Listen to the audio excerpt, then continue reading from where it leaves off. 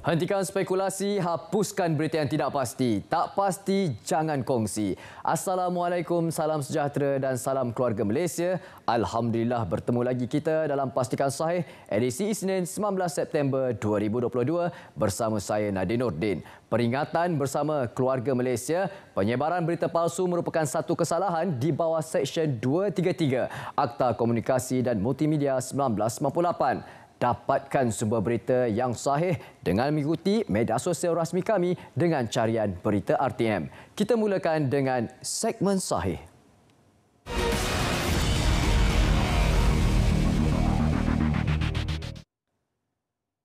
Adakah anda masih keliru dengan situasi yang memerlukan anda untuk memakai pelitup separuh muka? Dalam kebanyakan situasi, pemakaian pelitup separuh muka merupakan satu pilihan. Anda boleh membuat penilaian risiko kendiri dan membuat keputusan sendiri sama ada untuk memakai pelitup separuh muka ataupun tidak.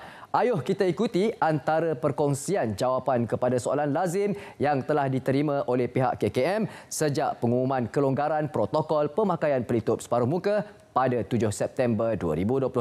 Antara soalannya adalah, adakah individu yang berada di dalam pejabat tertutup perlu memakai pelitup separuh muka? Ia adalah pilihan, namun digalakkan untuk meningkatkan pengudaraan di dalam pejabat dengan aturan kerusi meja yang bersesuaian sekurang-kurangnya 1 meter. Soalan seterusnya, adakah seseorang perlu memakai pelitup separuh muka ketika menghadiri acara seperti konsert atau perlawanan sukan di tempat terbuka? Tidak diwajibkan, namun digalakkan sekiranya keadaan sesak dan penjarakan fizikal sukar dilakukan. Adakah individu COVID-19 boleh keluar rumah jika memakai pelitup separuh muka? Untuk makluman anda, pesakit COVID-19 wajib menjalani isolasi mengikut protokol semasa dan tidak dibenarkan keluar rumah. Jadi, jangan nak merayap pula ya. Untuk mendapatkan soalan lazim yang lain, sila layari Facebook page rasmi Kementerian Kesihatan Malaysia.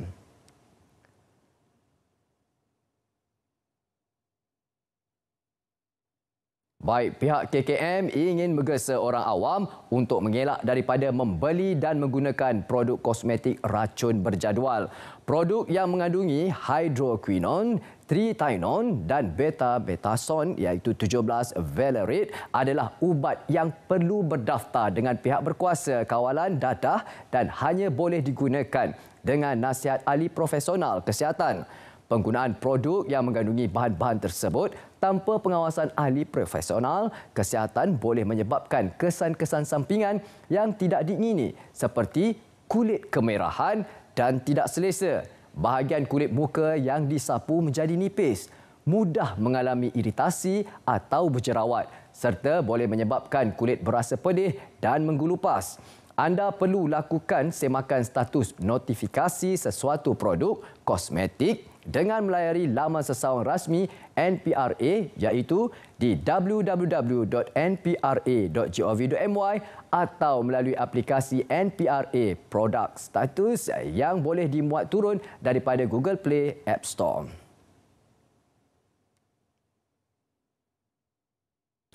Akibat tidak puas hati kereta bergesel, seorang pengguna jalan raya telah mencederakan seorang peniaga menggunakan objek tumpul di kilometer 18 Jalan Johor Bahru Air Hitam, Kelmarin. Dan untuk makluman, Ketua Polis Daerah Johor Bahru Utara, Asisten Komisioner Rupiah Abdul Wahid berkata, pihaknya menerima maklumat berhubung kejadian itu selepas mangsa membuat laporan pada jam 5.19 petang hari yang sama.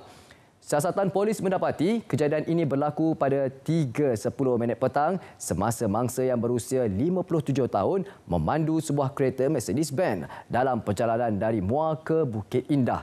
Ketika memandu di lorong tengah, tiba-tiba sebuah kenderaan terpoton wajah warna perak dipandu suspek lelaki tempatan yang memandu di lorong kanan mengubah haluan dan masuk di hadapan kereta mangsa. Tindakan itu menyebabkan kereta yang dipandu suspek dan mangsa bergesel sebelum mangsa-mangsa memberhentikan kenderaan di tepi jalan. Berlaku pertengkaran mulut antara mereka sehingga mencetuskan pergaduhan sebelum suspek menggunakan objek tumpul untuk mencederakan mangsa. Akibat kejadian itu, mangsa mengalami kecederaan di bahagian kepala dan lebam di tangan kiri dan terpaksa mendapatkan rawatan di klinik swasta. Kes disiasat mengikut Seksyen 343 Kanun Keseksaan dan Peraturan 6/1 Kaedah-Kaedah Lalu Lintas 1959. Orang ramai yang punya maklumat mengenai kejadian ini diminta berhubung dengan IPD Johor Bahru Utara menerusi talian 07 5563 1222. Perhatian semua, jangan sesekali abaikan gejala awal strok atau angin ahmar. Ketahui tanda dan simptom strok antaranya adalah iaitu be fast. Apakah ia be fast? B untuk balance iaitu hilang keseimbangan. E untuk eyes, penglihatan menjadi kabur. F adalah face, muka menjadi sengit sebelah. A adalah arms, berasa kelemahan atau kebas pada lengan. Speech, S adalah speech, percakapan yang tidak jelas, dan T, time, masa untuk anda menghubungi ambulans dengan segera. Setiap masa adalah berharga. Ingat, strok adalah satu kecemasan perubatan di mana pesakit perlu mendapatkan rawatan dengan segera. Pengesanan awal dapat membantu elakkan risiko dan komplikasi yang lebih teruk. Strok atau angin ahmar, kita sambung lagi, adalah penyebab kematian ketiga tertinggi di Malaysia. Strok terjadi apabila bekalan darah ke otak disekat yang menyebabkan kerosakan pada sel-sel otak. Rawatan segera perlu diberikan kerana kejadian strok ini boleh meningkatkan risiko untuk lumpuh atau kurang upaya seumur hidup. Saluran darah otak menjadi sempit atau tersumbat dan perlu kita sentiasa ingat penyakit strok adalah satu kecemasan perubatan. Ia mesti dirawat dengan segera.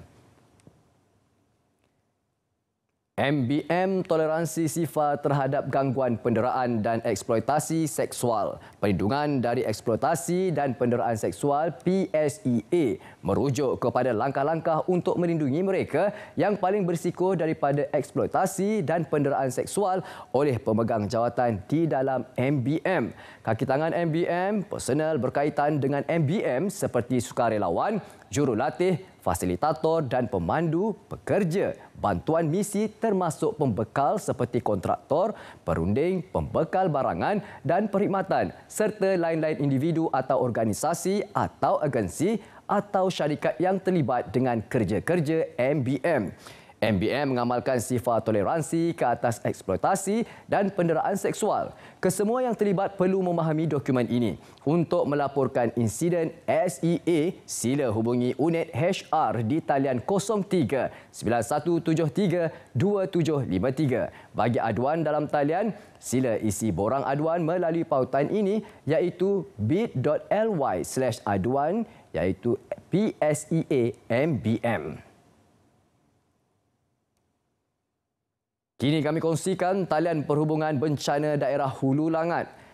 PDT Hulu Langat iaitu anda boleh hubungi 0195828265. JPBT iaitu WhatsApp adalah di talian 0161175078. JKR di talian 0389114040 dan JPBM adalah 0392741754. Anda boleh dapatkan talian perhubungan bencana daerah Hulu Langat ini di Facebook page rasmi Agensi Pengurusan Bencana Negara Jabatan Perdana Menteri. Dan makluman tambahan agar menyediakan satu rumah, satu beg kecemasan iaitu BOB.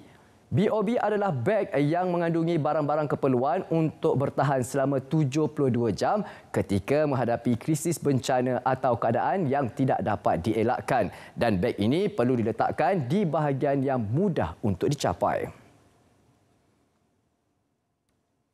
Peralihan sistem pelaksanaan industri pelancongan SPIP kepada Tourism License and Enforcement System iaitu TOURLIS, MOTEC akan menutup sistem SPIP sedia ada bermula 1 Oktober 2022 untuk memberi laluan kepada fasa development iaitu sistem TOURLIS yang dijangka pada 1 November 2022.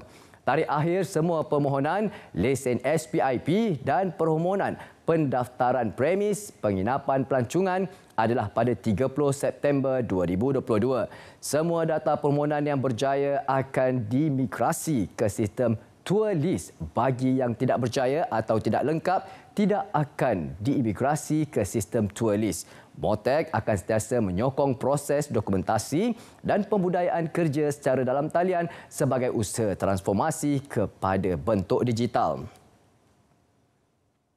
Berikut merupakan tindakan yang diambil dan dilaksanakan oleh pihak KPDN HEP dalam membanteras penyelundupan barangan subsidi dan kawalan, iaitu meningkatkan penguatkuasaan di sempadan negara. Ia mengadapan operasi bersama agensi penguatkuasaan seperti Agensi Kawalan Sempadan Malaysia, pasukan gerakan am, polis dan tentera, mendapatkan maklumat daripada unit-unit perisikan kementerian serta dengan kerjasama daripada orang awam sebagai penyalur maklumat. Hentikan spekulasi, hapuskan berita yang tidak pasti. Tak pasti, jangan kongsi. Berehat seketika, kembali selepas ini dengan segmen Semasa.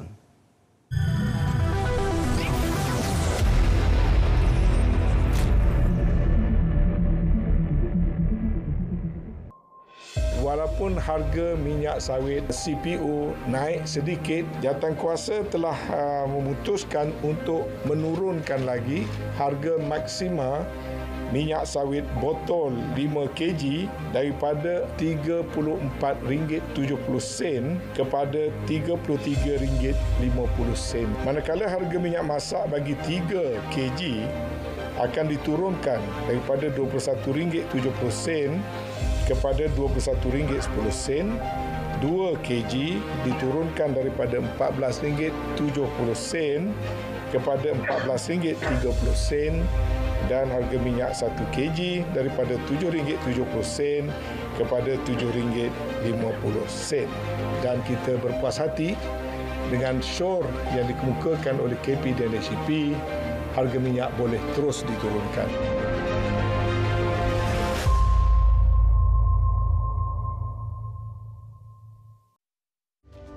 Selain daripada kaedah menguruskan kerajaan dengan baik, kerajaan tidak ada pilihan melakukan beberapa intervensi secara persis dan tegas untuk mengawal rakyat daripada terbeban dengan kos sara hidup yang tinggi. Tak ada benda yang terlalu kecil bagi kerajaan. Selagi ianya masalah rakyat, bagi kerajaan semua adalah besar dan penting dan kita kerajaan akan uruskan sebaik-baiknya bagi menjamin rakyat keluarga Malaysia dapat menikmati kehidupan dalam suasana yang mencabar ini.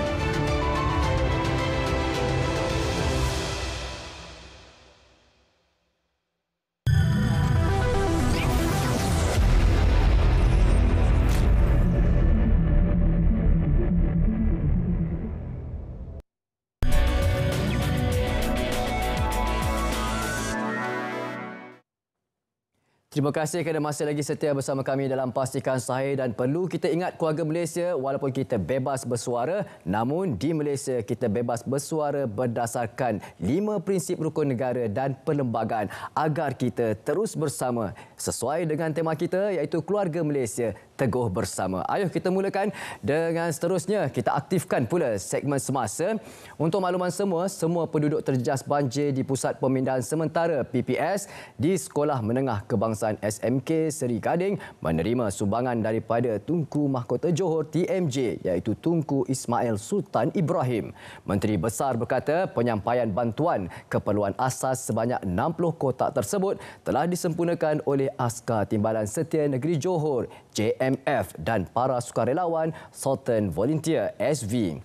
Mangsa banjir juga menerima bantuan sebanyak RM1,000 untuk setiap keluarga daripada Majlis Agama Islam Negeri Johor. Katanya menerusi satu hantaran di Facebook rasminya. Sementara itu, jumlah mangsa banjir di daerah ini yang ditempatkan di PPS SMK Seri Gading menurun kepada 164 orang setakat 8 malam pada hari Ahad, berbanding 154 orang yang direkodkan pada pukul 8 pagi. Jawatankuasa Pengurusan Bencana Daerah JPBD memaklumkan lokasi terjejas di daerah itu melibatkan Taman Seri Pancoh, Kampung Sengkuang, Kampung Baru Seri Gading, Pekan Seri Gading dan Kampung Seri Tanjung. Kementerian Pembangunan Luar Bandar KPLB akan mengeratkan Jabatan Kemajuan Orang Asli, JAKWA dan Jawatan Kuasa Pembangunan dan Keselamatan Kampung JPKK bagi memastikan penduduk di pedalaman menerima bantuan banjir yang dijangka berlaku pada musim tengkujuh nanti. Menterinya Datuk Seri Mazir Khalid berkata, dengan pegawai dan pimpinan tempatan yang berpengalaman dan mengetahui selok-belok kawasan masing-masing, peranan JAKWA dan JPKK terbukti berkesan. Jabatan Meteorologi Malaysia sebelum ini meramalkan negara akan mengalami hujan lebat berterusan mulai November depan dan berisiko menyebabkan banjir besar. Selain JAKWA, semua agensi KPLB juga akan memainkan peranan masing-masing dalam menghadapi bencana banjir. Setiap agensi sudah mempunyai sasaran kawasan yang sering terjejas. Pengarah Jawatan Perpaduan Negeri dan Integrasi Nasional JPNIN serta pegawai perpaduan daerah perlu memastikan setiap program di kawasan rukun tetangga KRT dilaksana mengikut jadual yang telah dirancang. Menteri Perpaduan Negara Datuk Halimah Mohamed Sadiq berkata, KRT di setiap kawasan boleh mengolah aktiviti bersesuaian sosio-budaya komuniti setempat bagi membantu mencapai sasaran pelaksanaan program Semarak Uniti Keluarga Malaysia. Pada masa sama katanya, setiap pengerusi perlu mempunyai buku program gerak kerja, pelan pemerkasaan kepimpinan serta buku panduan pengurusan dan pentadbiran KRT. Datuk Halimah berharap KRT di seluruh negara dapat mengembangkan tanggungjawab membantu mempromosikan perpaduan dan seterusnya bekerjasama dengan pelbagai agensi kerajaan dan bukan kerajaan di sesebuah kawasan berteraskan Pelan Tindakan Perpaduan Negara 2021-2030. Program Semarak Komuniti Keluarga Malaysia yang julung kalinya dilaksanakan di negeri tersebut bertujuan menyokong aspirasi keluarga Malaysia dan sebagai landasan tapak integrasi bagi membina dan menyemarakkan semangat perpaduan kalangan masyarakat tanpa mengira kaum, bangsa dan agama. Pengerusi Barisan Nasional BN Datuk Seri Dr. Ahmad Zahid Hamidi sekali lagi memberi jaminan bahawa Datuk Seri Ismail Sabri bin Yaakob akan terus menggalas kepimpinannya sebagai Perdana Menteri jika parti itu menang pada pilihan raya umum ke-15 PRU15 yang dijangka diadakan tidak lama lagi. Perkara itu dinyatakan Presiden UMNO ketika menyampaikan ucapan perasmian pelancaran Brigade MIC Kebangsaan dan program anti pencegahan jenayah di Stadium Axiata Bukit Jalil. Jika Perdana Menteri meneruskan tugasnya sebagai Perdana Menteri, permintaan MIC akan dipertimbangkan. Sebelum ini, MIC bercadang untuk bertanding di 12 kerusi parlimen pada PRU15 dan perkara itu telah diserahkan kepada kepimpinan tertinggi BN untuk dipertimbangkan. Pada PRU14 lalu, MIC bertanding di 9 kerusi parlimen. Beralih pula, Kementerian Pendidikan KPM masih menyiasat dakwaan guru dipaksa menghadiri taklimat petugas pilihan raya umum PRU ketika waktu persekolahan, termasuk mendapatkan maklumat lanjut daripada Suruhanjaya Pilihan Raya SPR. Menteri Kanan Pendidikan Datuk Dr. Razli Jidin berkata, beliau sedar bantuan guru diperlukan dalam melaksanakan pilihan raya selain tugas hakiki guru semasa waktu persekolahan untuk berada di sekolah masing-masing tidak terjejas. Apa yang penting, pihak SPR juga memahami tugas guru dan tugas hakiki mereka. Pada masa yang sama, menurut beliau turut sedar keperluan untuk guru-guru membantu dalam pilihan raya. Oleh itu, perlu untuk mencari jalan yang sesuai. Komuniti India tidak akan dipinggirkan dalam arus pembangunan negara. Itu jaminan Perdana Menteri Datuk Seri Ismail Sabri bin Yaakob. Ini terbukti apabila kerajaan telah meluluskan peruntukan perbelanjaan pembangunan bawah rancangan boleh pindah atau Rolling Plan 2 berjumlah RM100 juta bagi program pembangunan sosioekonomi masyarakat India PPSMI. Bawah unit transformasi masyarakat India Mitra. Kerajaan juga memperuntukkan sejumlah RM25 juta bagi program skim pembangunan usahawan masyarakat India SPUMI bawah Kementerian Pembangunan Usahawan dan Koperasi. Sebagai tambahan kepada usaha sedia ada, kerajaan telah menubuhkan Jawatan Kuasa Kabinet mengenai Pembangunan Sosioekonomi India JKMPSI Ini membuktikan keluarga Malaysia berbangsa India amat penting dalam pentadbiran demi meningkatkan taraf hidup sejajar dengan matlamat kerajaan menjadikan Malaysia sebagai negara maju dan berpendapatan tinggi menjelang 2030. Wanita yang didakwa mengerjakan umrah dengan berpakaian ihram di Makkah Ogos lalu diminta agar memberi kerjasama kepada Jabatan Agama Islam dengan tampil menyerah diri bagi menyelesaikan isu tersebut. Menteri di Jabatan Perdana Menteri Hal Ehwal Agama, Datuk Idris Ahmad memaklumkan sehingga kini pihaknya masih belum dapat mengesan keberadaan wanita berkenaan. Sebelum ini pihaknya telah mendapat bantuan Kementerian Dalam Negeri dan Kementerian Pelancongan, Seni dan Budaya untuk menyiasat kesahihan dakwaan tersebut sebelum tindakan seterusnya diambil. Bantuan kedua-dua kementerian berkenaan susulan individu terbabit menggunakan visa pelancongan dan bukan menerusi khidmat agensi umrah.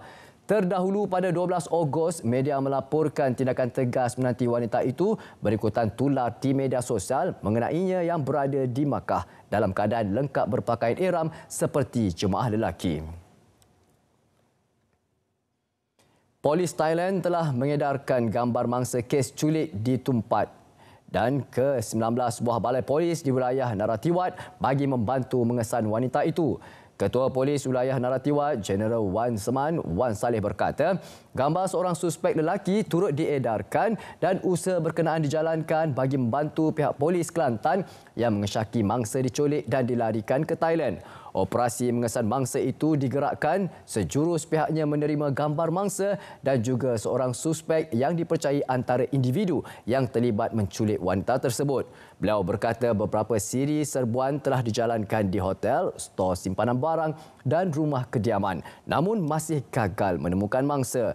Polis Thailand juga telah maklumkan mengenai kes tersebut di Balai Polis bersempadan dengan Kelantan iaitu Balai Polis Sungai Golok, Weng Tak Bai dan Bukita supaya melipat gandakan usaha. Operasi ini juga melibatkan unit risikan Thailand yang kini masih menjalankan usaha mengesan. Pastikan sahih berat seketika. Selepas ini kembali dengan segmen penutup, segmen notifikasi.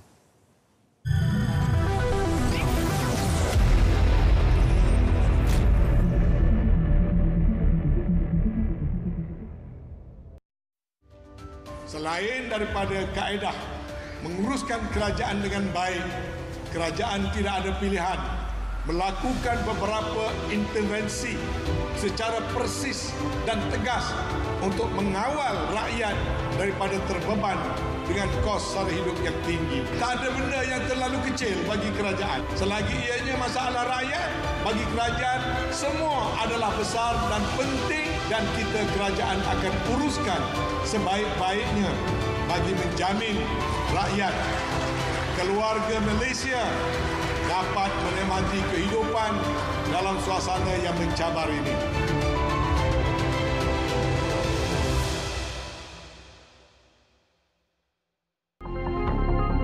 Kita ingin mengingatkan kepada semua pengusaha supaya tidak mengamalkan sebarang tindakan yang melibatkan pakatan untuk menetapkan harga dan melanggar peraturan-peraturan persaingan bebas, kerana perbuatan itu boleh menjejaskan dan juga boleh menyebabkan harga hanya dikawal oleh satu kelompok peniaga-peniaga yang menguasai pasaran, dan itu adalah tidak dibenarkan oleh undang-undang negara kita.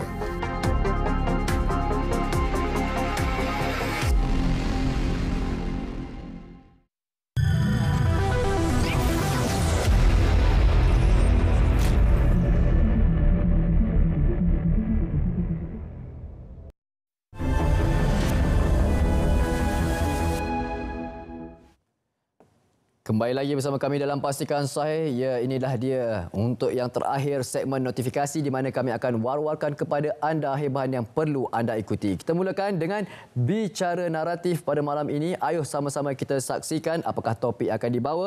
Topiknya adalah sindiket penipuan kerja ke luar negara. Bersama SAC Datuk Muhammad Zainal Haji Abdullah, Ketua Penolong Pengarah Bahagian Pendakwaan Undang-Undang D5 Jabatan Siasatan Jenayah Polis Diraja Malaysia PDRM PRM. Pada malam ini, 9 malam di saluran berita RTM My Freeview 123, juga siaran serentak di TV1. Untuk mudah di mana saja anda berada, muat turun aplikasi RTM Klik ke telefon pintar anda melalui Google Play atau App Store. Seterusnya kita teruskan dengan jawab dan menang RTM Klik. Hadiah utama, ya, anda dapat saksikan hadiah sagu hati, tempat ketiga, tempat kedua dan tempat pertama bernilai RM1,000 yang boleh anda bawa pulang. Cara-cara penyertaan, tonton 5 rancangan di VOD RTM Klik. Jawab iaitu lihat soalan di portal rasmi RTM iaitu rtm.gov.my. Hantarkan jawapan anda menerusi WhatsApp di talian 016 534 2569. Konsert Festival Ghazal Malaysia, Ya Rabbi, ya, bersama Datuk Jamal Abdillah, ya, pada 2 Oktober 2022, 8.30 malam di Dewan Seri Pinang, Pulau Pinang. Anda boleh layari laman sesawang www.ghazalmalaysia.com ataupun anda boleh WhatsApp untuk pertanyaan lanjut di talian 019 463 9118. Ayo sama-sama kita memeriahkan. Dan ini pula adalah Pesta Pelancongan Seni dan Budaya at Simunjan. Ya, orang-orang Sarawak, ayo miak-miak Sarawak kita meriahkan majlis tok bersama dengan Yang Berhormat Datuk Seri Hajah Nancy Shukri, Menteri Pelancongan Seni dan Budaya Sejahtera Asia pada hari Selasa 8.30 pagi, saluran 122 dan juga saluran My Freeview pada 20 September 2022. Ini pula adalah Ini Suara Kita, anak muda keluarga Malaysia, Amir Muhammad bina cerita pada 4 Oktober 2022. Reka jadi cerita iaitu Dewan Agong Tuanku Chancellor di ATC dan Padang Kawat UiTM Shah Alam pada 11 pagi. Dan ini, ayo sama-sama kita memahaminya. Masalah itu hanyalah sebuah lopak kecil dalam hidup. Bukan lautan yang mustahil untuk kita renangi. Jadi, ayo kita perlukan semangat untuk teruskan kehidupan. Walau apa jua dugaan, kita harus tempuh dengan semangat. Baik, pastikan saya sampai ini saja. Hentikan spekulasi, hapuskan berita yang tidak pasti. Tak pasti, jangan kongsi. InsyaAllah akan berjumpa lagi pada hari esok pada pukul 3.30 petang. Assalamualaikum, salam sejahtera dan salam keluarga Malaysia.